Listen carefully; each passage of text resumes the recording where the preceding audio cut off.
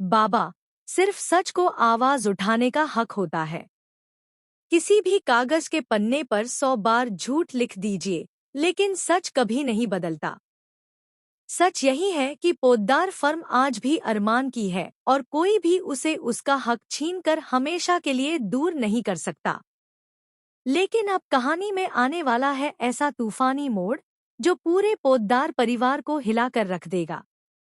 मीरा अब सिर्फ अरमान का साथ नहीं देगी, बल्कि संजय फूफा सा, क्रिश और मित्तल की हर चाल का पर्दाफाश करने वाली है।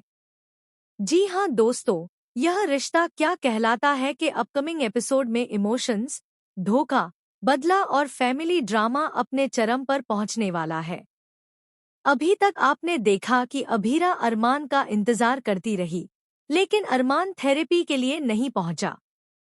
शुरुआत में अभीरा को लगा कि शायद अरमान उससे नाराज है, लेकिन जब उसे पोद्दार फर्म में चल रहे बड़े खेल के बारे में पता चलता है तो उसके पैरों तले जमीन खिसक जाती है।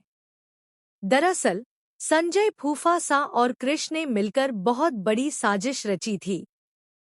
उन्होंने अरमान के भरोसे का फायदा उठाकर उसके सारे शेयर अपने नाम कर लिए।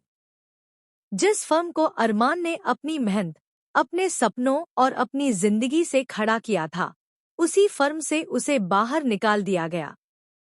सबसे ज्यादा दर्द अरमान को इस बात का होता है कि उसे हराने वाले कोई दुश्मन नहीं, बल्कि उसके अपने लोग थे। बोर्ड मीटिंग में जब यह फैसला सुनाया जाता है कि अब अरमान का पोद्दार फर्म से कोई रिश्ता नहीं रहा, तब पूरा माहौल सन्न रह जाता है।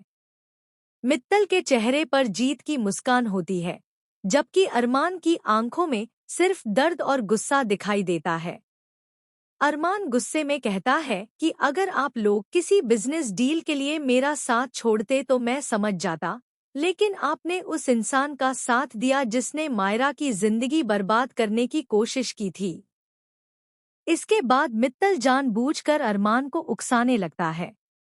वह कहता है कि अब इस फर्म का मालिक वही है और अरमान सिर्फ एक हारा हुआ इंसान बन चुका है।